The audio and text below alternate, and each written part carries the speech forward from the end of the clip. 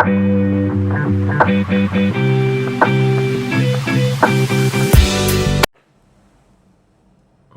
Swastiastu, Rahayu, Rahayu, Rahayu.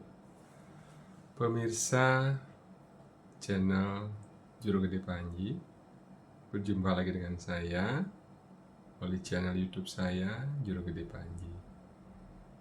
Kali ini di awal tahun 2025 ini, saya berharap dan menghimbau kepada para pemirsa dimanapun yang saya hormati berada, para pemirsa pemerhati channel Juru Gede Panji saya ini, saya ingin berdiskusi dengan Bapak dan Ibu, para pemerhati semuanya, mengenai satu hal yang saat ini menjadi topik hangat, isu hangat di dalam layanan publik, sistem pelayanan publik di Bali, khususnya di wilayah Sarbagita, yaitu berhentinya beroperasi bus Trans Metro Dewata yang merupakan salah satunya adalah kebanggaan diharapkan oleh masyarakat Bali pada umumnya bisa menanggulangi atau sedikit mengurangi persoalan-persoalan lalu lintas di wilayah Sarbagita khususnya. Mari kita dengar uraian dari salah satu media TV One Digital tentang persoalan ini.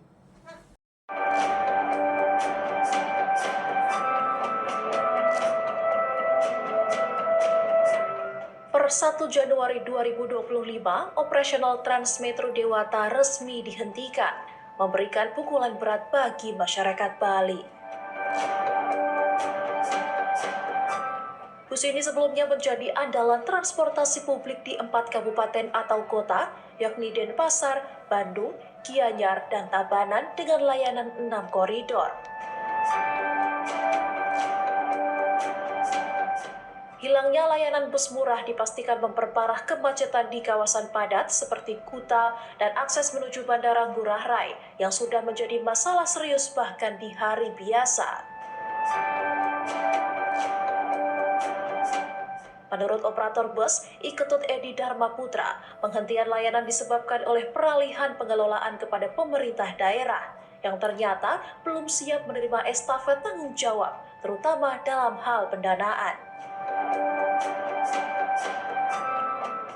Menanggapi situasi ini, ratusan sopir Transmetro Dewata menggelar aksi protes di Terminal Ubung Denpasar meski diguyur hujan. Para sopir mendesak agar operasional bus tetap dilanjutkan, meski operator memastikan tidak ada PHK untuk sementara waktu. Namun, kekhawatiran tetap membayangi para sopir terkait keberlanjutan mata pencaharian mereka, terutama setelah Februari 2025 saat gaji ke-13 mereka berakhir.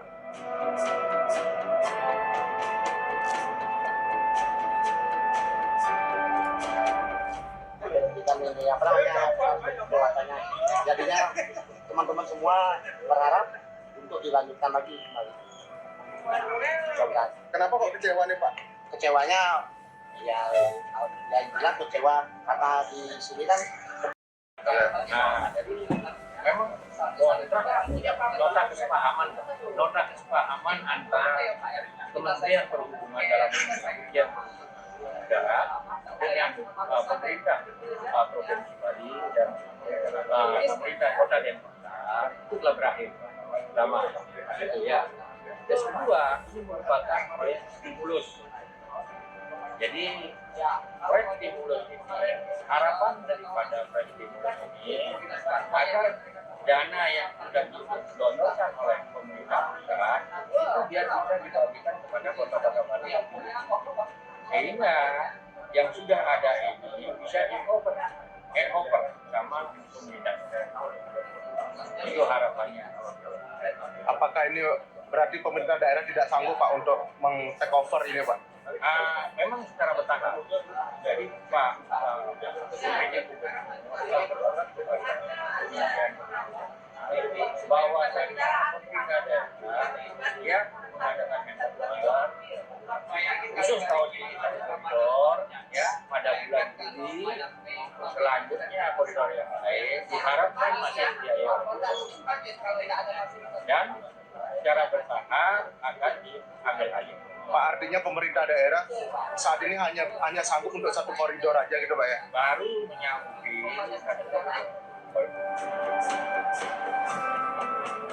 Pemprov Bali menyatakan baru siap mengambil alih operasional satu koridor, yakni rute Terminal Ubung Bandara Ngurah Rai mulai Juli 2025.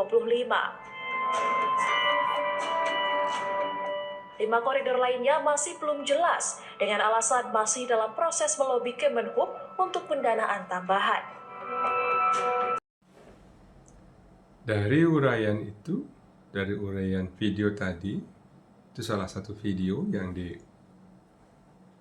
oleh media, salah satu media mainstream digital di Indonesia, adalah pemerintah provinsi merasa tidak memiliki kapasitas,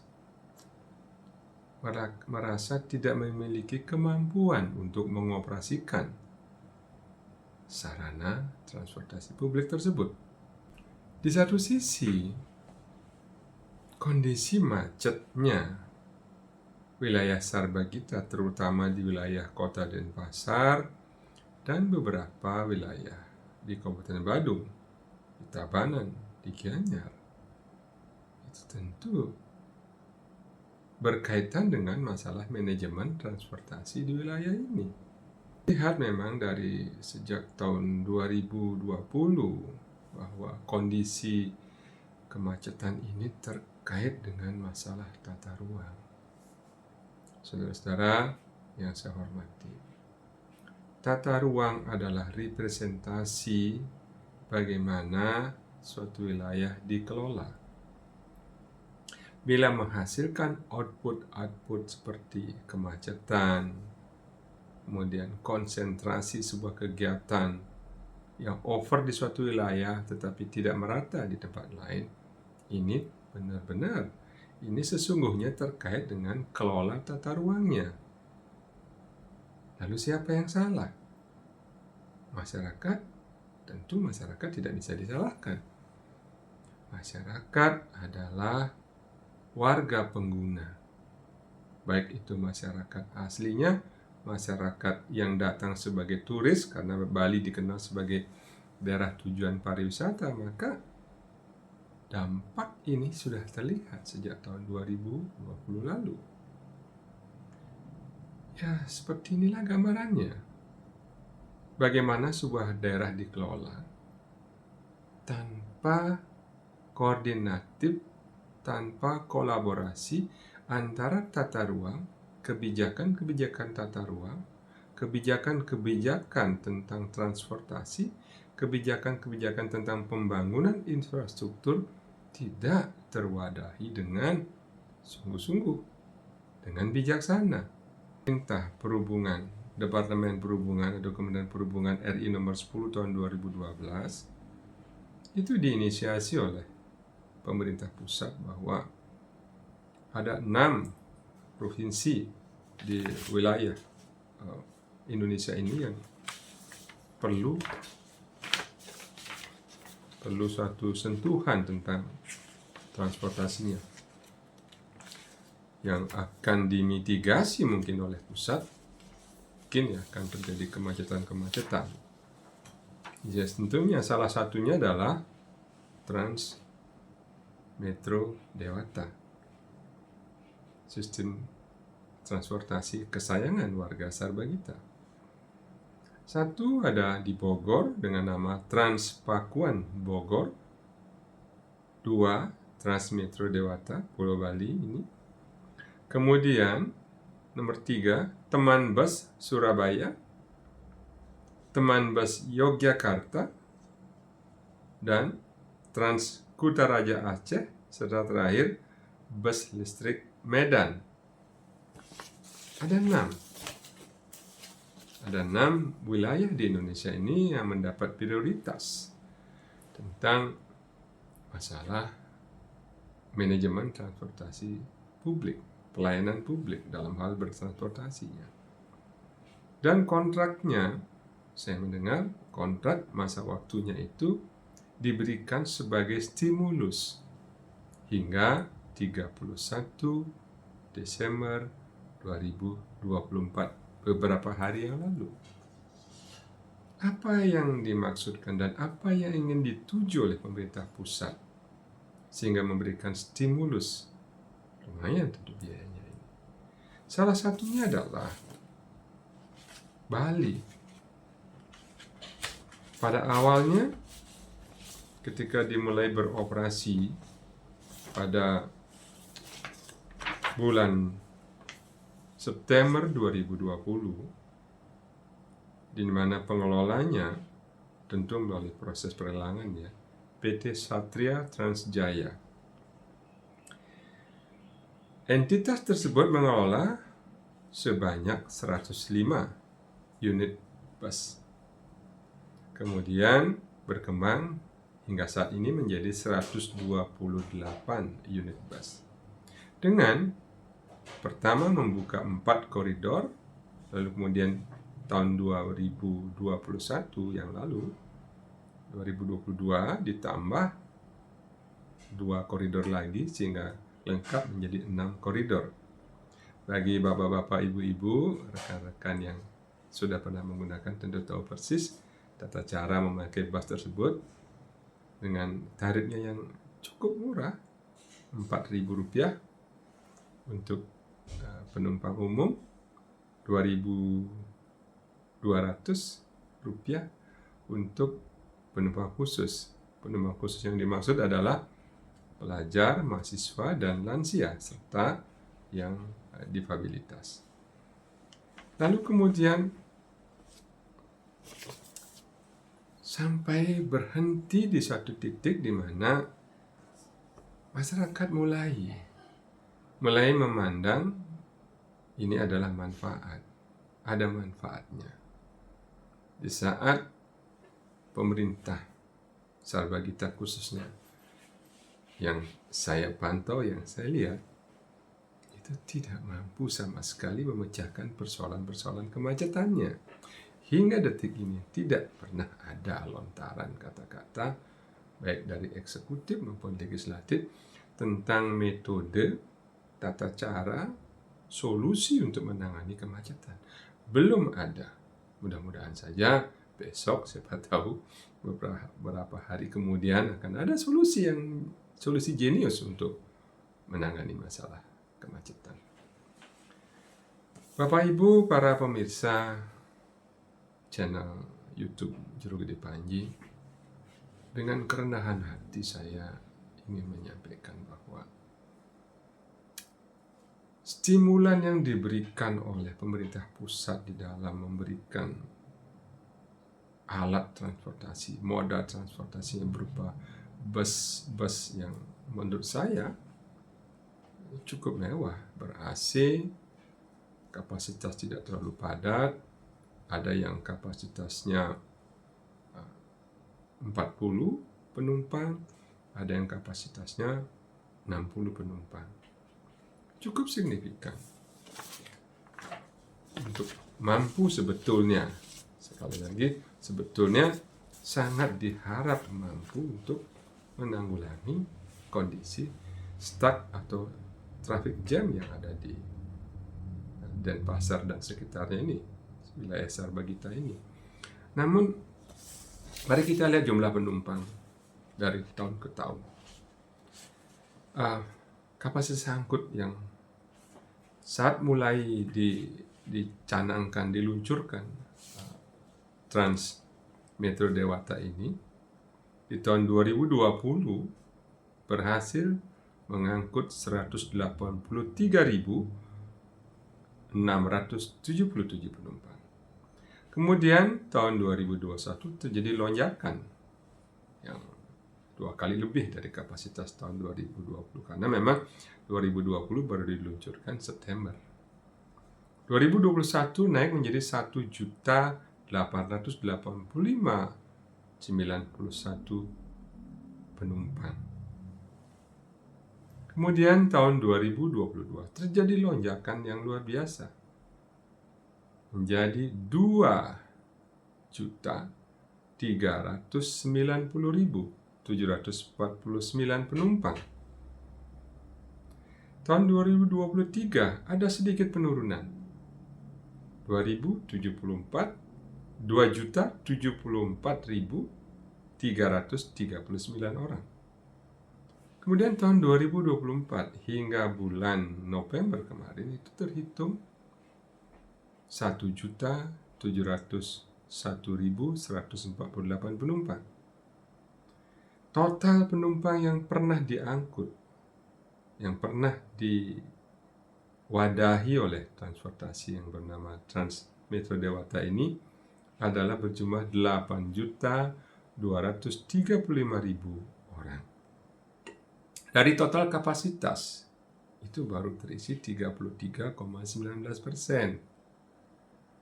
Rata-rata perharinya adalah tahun 2020 itu sekitar 1.531 penumpang per hari.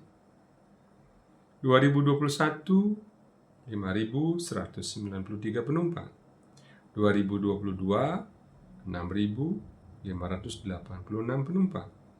2023 ada penurunan hampir 1.000 orang per hari menjadi 5.714 orang.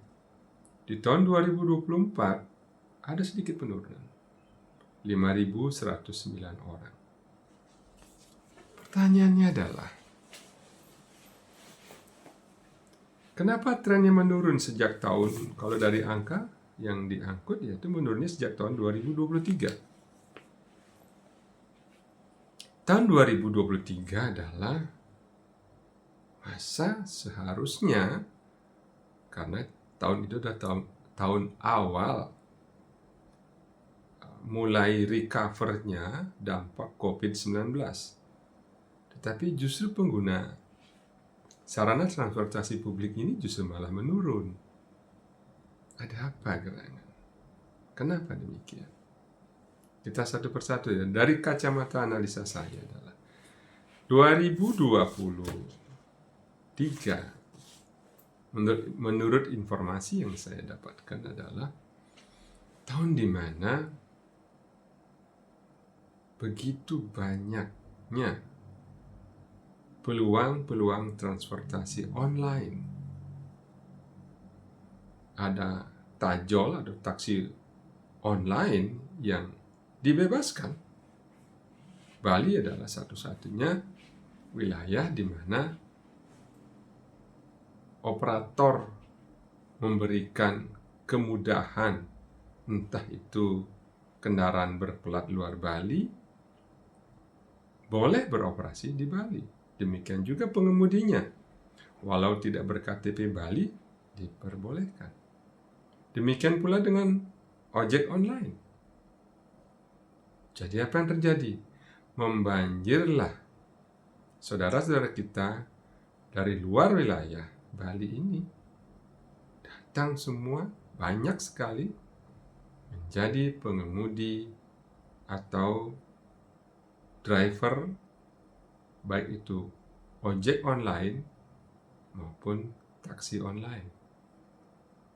Tentu ini bukan persoalan kita melarang atau tidak melarang. Semua orang, Bali adalah daerah terbuka, semua warga berhak mencari rezeki di Bali. Persoalannya adalah dampak daripada dibukanya peluang ini tentu. Mari kita lihat di jalan. Mari kita lihat. Saya pernah menghitung 8 dari 10 motor yang melintas itu adalah ojek online. 4 dari 8 mobil angkutan penumpang adalah juga taksi online. Apakah ini bijak? Apakah ini baik?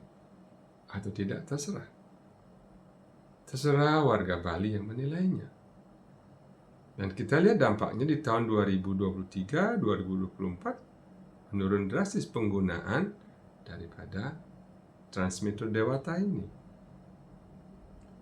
Lalu kemudian yang menjadi penyebab secara objektif daripada menurunnya penumpang ini apa? Kira-kira. Dari kacamata saya jelas, dampak dibukanya peluang untuk berusaha di Bali melalui taksi online, ojek online dari beberapa wilayah tentu akan terbanjiri oleh jenis kendaraan yang berlalu lalang di jalan raya. Dampak langsungnya adalah terjadinya penambahan kapasitas daya tampung jalan-jalan tersebut. Akibat langsungnya apa? Kendaraan besar seperti alat transportasi bus Transmetro Dewata ini akan melambat, akan macet di beberapa wilayah. Itu salah satu menurut saya gambaran bahwa betapa tersambungnya antara policy di satu sisi dengan fasilitas yang tersedia. Kita tahu persis bahwa 20 tahun terakhir di Bali ini hampir tidak ada upaya pelebaran jalan, pemanjangan jalan, penambahan lintasan jalan. Tidak pernah ada. Lalu kemudian apa yang menjadi hambatan? Apa juga yang menjadi kendala di dalam pengoperasian bus-bus Transmetro Dewata ini? Mari kita lihat coba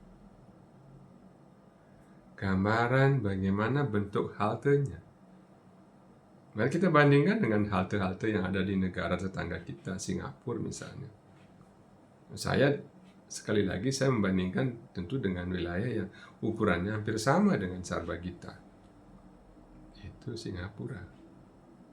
Kita lihat, ya, silahkan para pemirsa yang menilainya. Kemudian bagaimana dengan trayeknya? Bagaimana dengan jalurnya? Juga sama.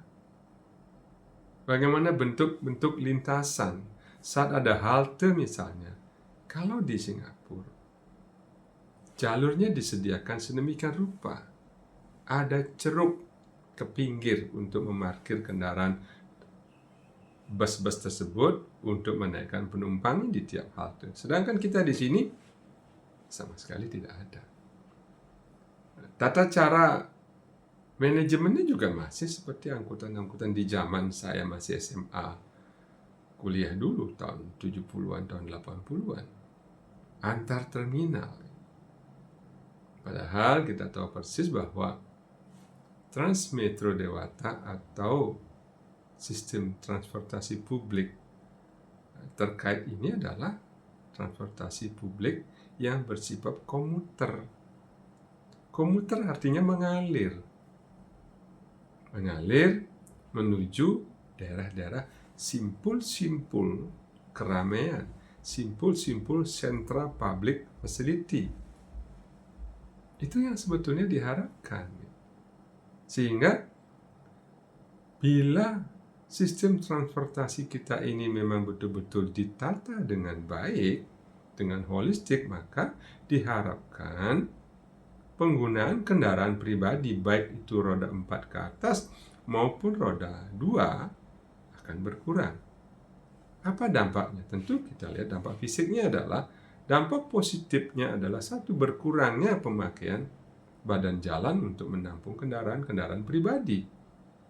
Dan ini siapapun kita tanya pasti akan mengatakan ini hal positif.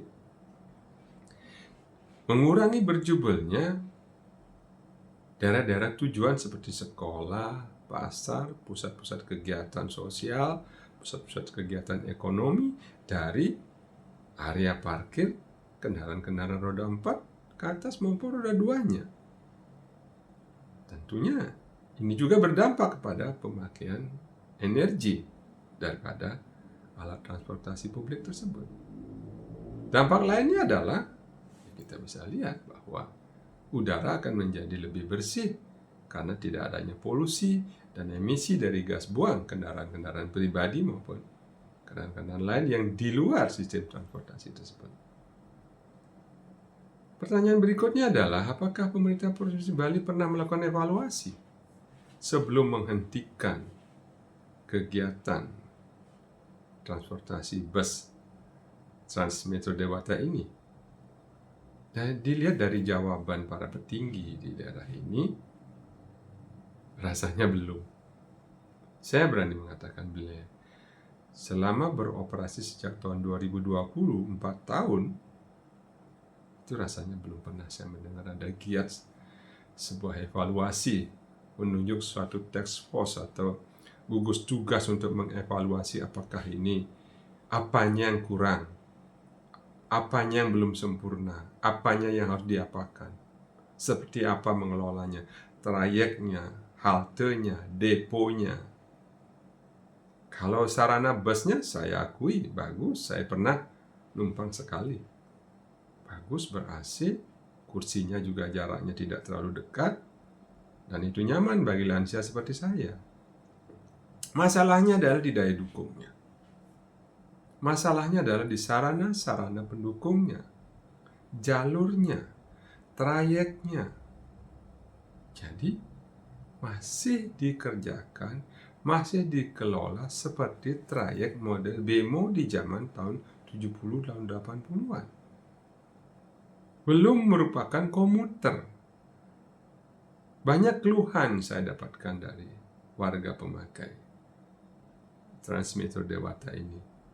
Misalnya, saudara saya, ada keluarga saya, kerabat saya, mereka ingin menuju Ubud, naik dari Gor Ngurah Rai misalnya. Tapi dia harus menuju eksterminal bus Ubung dulu, baru kemudian di sana berganti, lantas kemudian baru menuju ke tujuan berikutnya. Tentu ini merepotkan. Bapak Ibu yang saya hormati, saya pernah naik kendaraan transportasi di umum, transportasi publik di daerah lain, di negara lain, di Singapura pernah. Tetapi kita tinggal memilih nomor bus tersebut yang nomor berapa yang bisa membawa saya langsung ke tempat itu.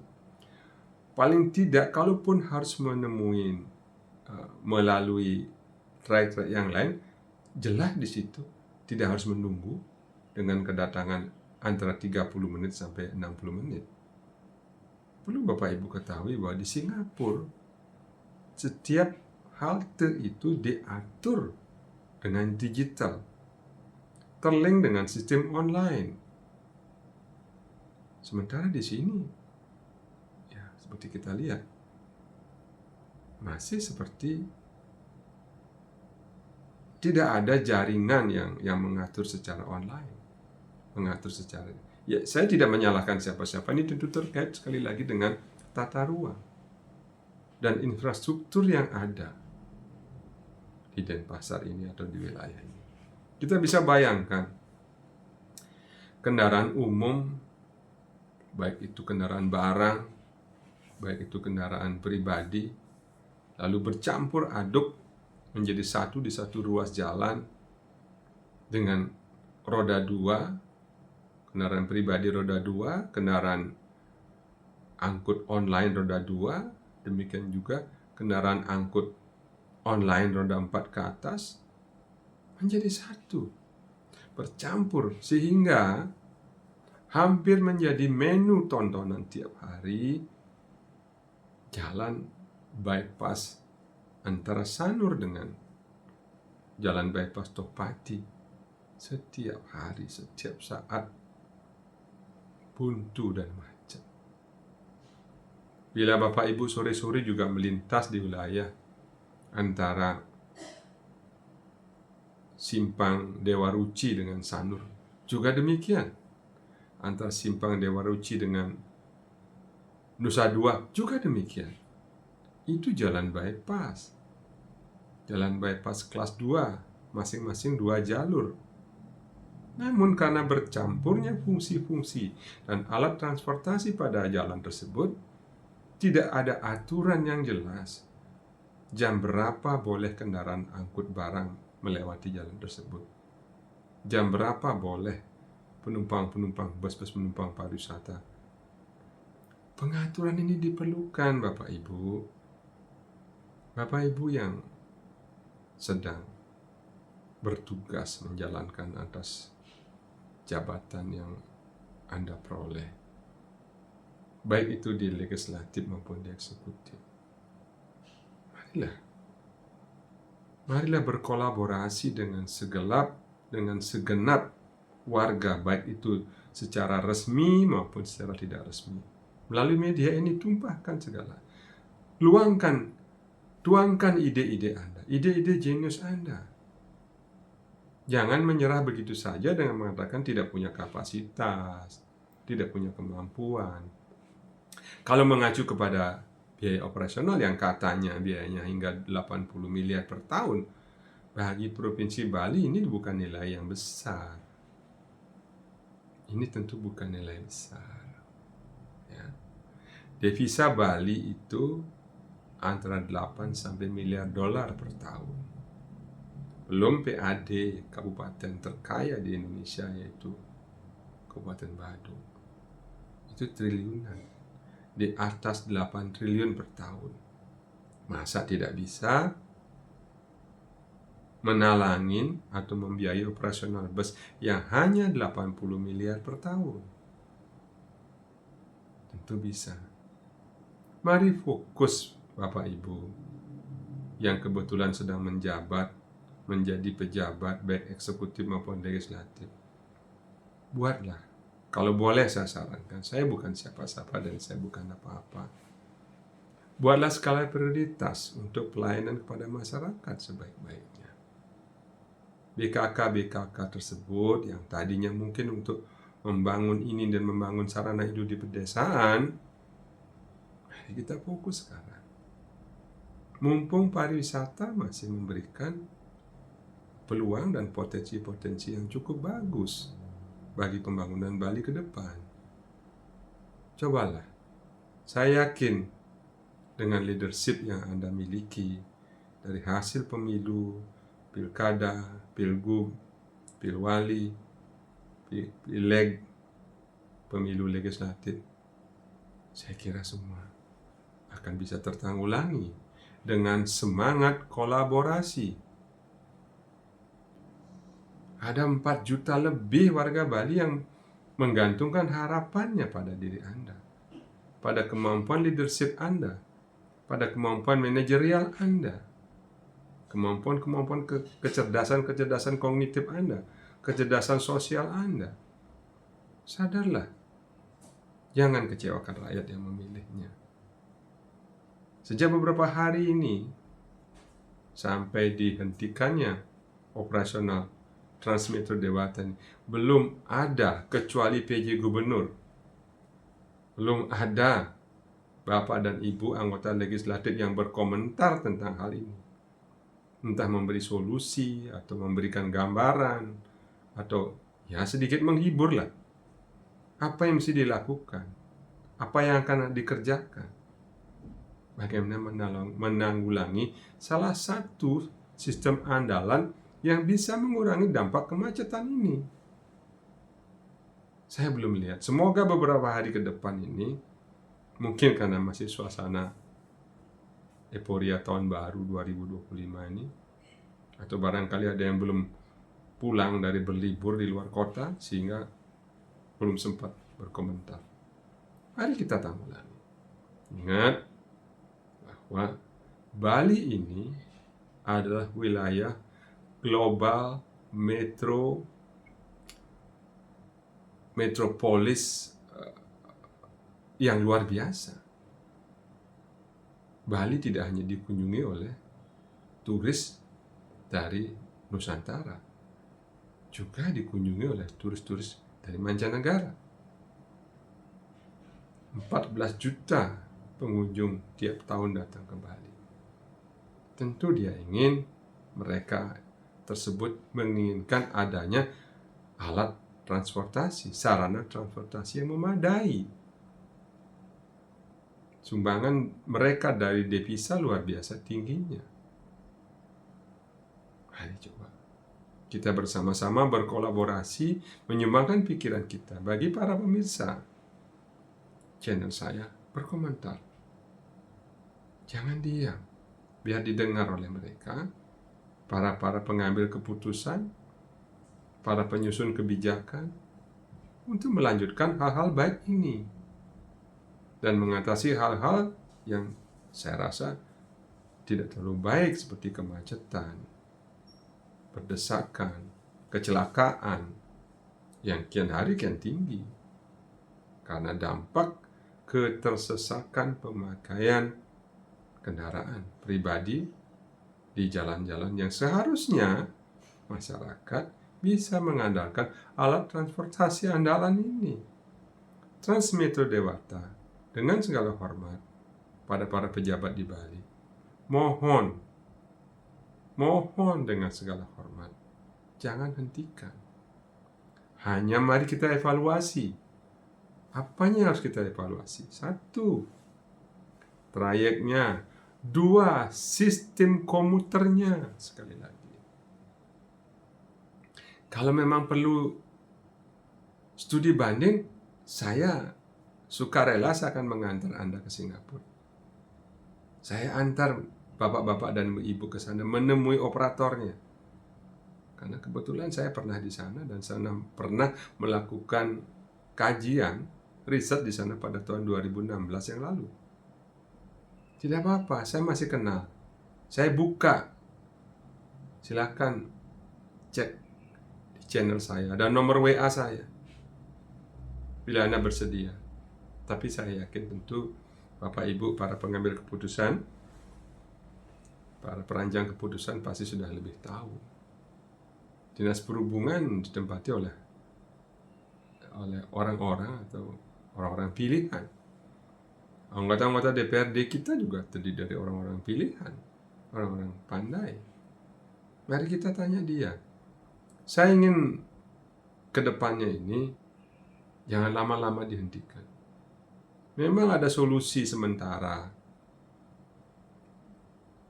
digantikan oleh Transarbagita. Mohon diketahui bahwa bus Transarbagita yang tadinya 25 unit pada tahun 2011 yang lalu diluncurkan, sekarang tinggal lagi 10 unit. Kondisi haltenya juga ya seperti itu. Trayeknya atau koridornya juga sangat terbatas. Sekali lagi, saya tidak ingin menyalahkan ini itu. Kita sebagai warga Sarbagita, warga Bali, tentunya harus punya perhatian, punya care lah sedikit terhadap hal ini. Sekali lagi, saya tidak bermaksud menghina, membuli atau siapapun. Mari kita berkolaborasi. Berkolaborasi adalah cara terbaik agar kita di Bali ini, Pulau Bali ini, bisa kita nikmati selama mungkin. Agar selama mungkin bisa membahagiakan warganya. Baik itu warga aslinya, ataupun para turisnya yang berkunjung membawa devisa. Sekian dari saya sementara. Hari ini saya akan video saya ini khusus membahas tentang alat transportasi bus Transmetro Dewata. Terima kasih. Rahayu, rahayu, rahayu.